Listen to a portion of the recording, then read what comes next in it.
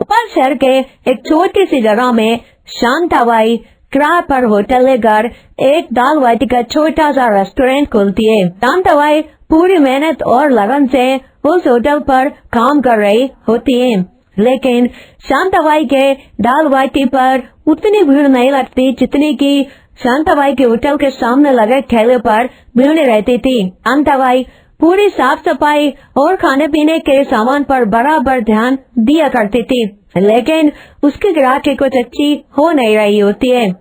तभी एक दिन होटल का मालिक आता है और शांताबाई से कहता है, देखो शांताबाई, इस महीने का किराया मुझे दे दो, ये महीना तुम्हारा पूरा हो गया है। देखिए मालिक, अभी मेरी बिक्री सही से हो नहीं रही है, कुछ कमाई भी खास हुई नहीं है।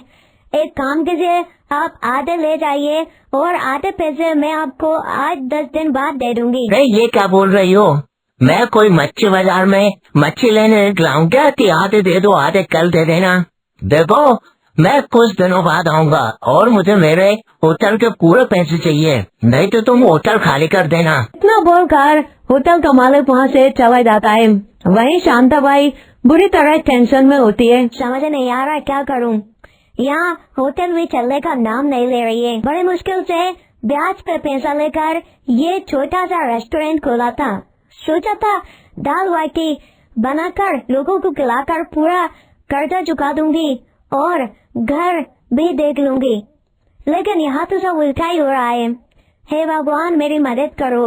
अगर ऐसा ही चलता रहा तो मुझे ये दुकान भी छोड़नी पड़ेगी। शाम को शांताबाई दुकान बंद कर घर पहुँचती है। शांताबाई की 2 बेटी होती हैं और उसका पति होता है।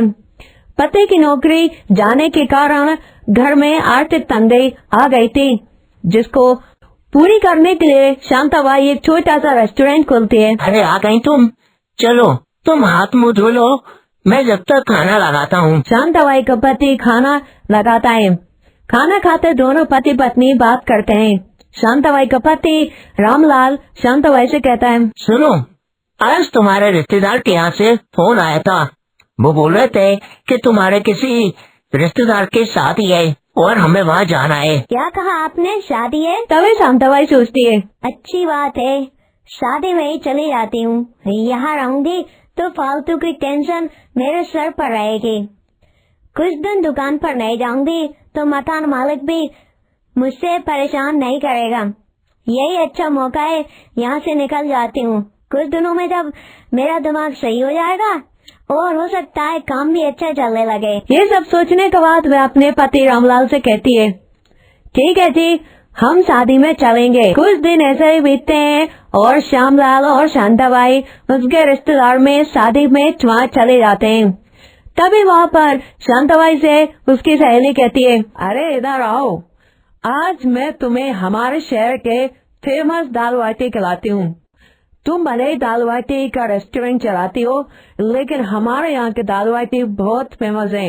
एक बार खाओगे तो बार बार खाने का मन करेगा। शांताबाई की सहेली शांताबाई को दाल बाटी खिलाने ले जाती है। वह देखती है कि ठेले पर तो बहुत लोगों की भीड़ लगी है।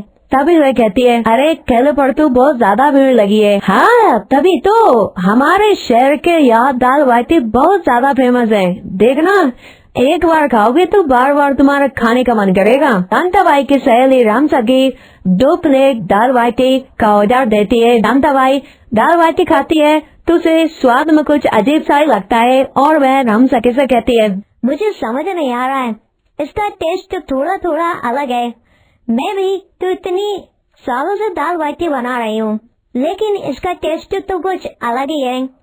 हाँ बहन, एक बार तुम दाल बाटी खा लोगी ना तो बार बार खाने का मन करेगा।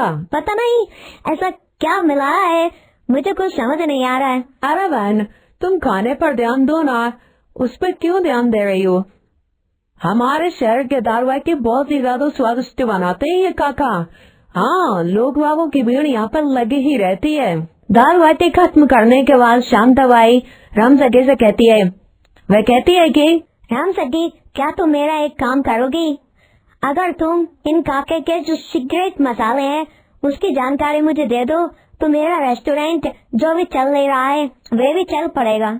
मैं बहुत मुसीबत में फंसी हुई हूँ, प्लीज मेरी मदद करो। ठीक है, तुम चिंता मत करो, मैं बात करके देखती हूँ। रात के अंधेरे में राम सखी काका के जो रसोइया होता है उसको बुलाती है और उससे कहती है, अरे सुनो, तुम तो वही हो ना जो दाल बाटी बनाते हो? हाँ हाँ, हमें उसकी सीक्रेट मसाले जानना है कि काका ऐसे अपने दाल बाटी में क्या बनाते हैं जिससे ग्राहकों की लाइन लगी रहती है।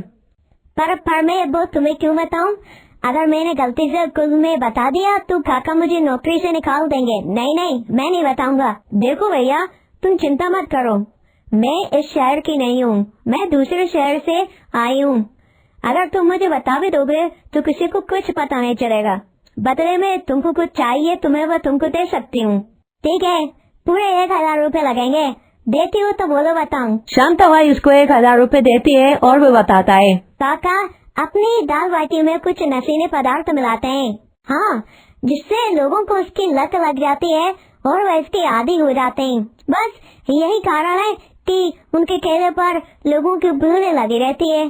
शादी करने के बाद शांताबाई जब अपने घर वापस अपने शहर आ रही होती है तब शांताबाई के सकी, देखो शांताबाई, मैं तो यही कहूँगी कि आजकल सब चलता है, जीवन में कुछ करना है तो थोड़ा हेर फेर तो करना ही पड़ेगा, बाकी तुम समझदार हो। शांताबाई के मन में भी अब लालच ने जगह बना लेती। शांताबाई वापस अपने शहर और अपने रेस्टोरेंट में आकर वह भी थोड़े से नशीले पदार्थ अपने दाल बाटी में मिलाने लगती है।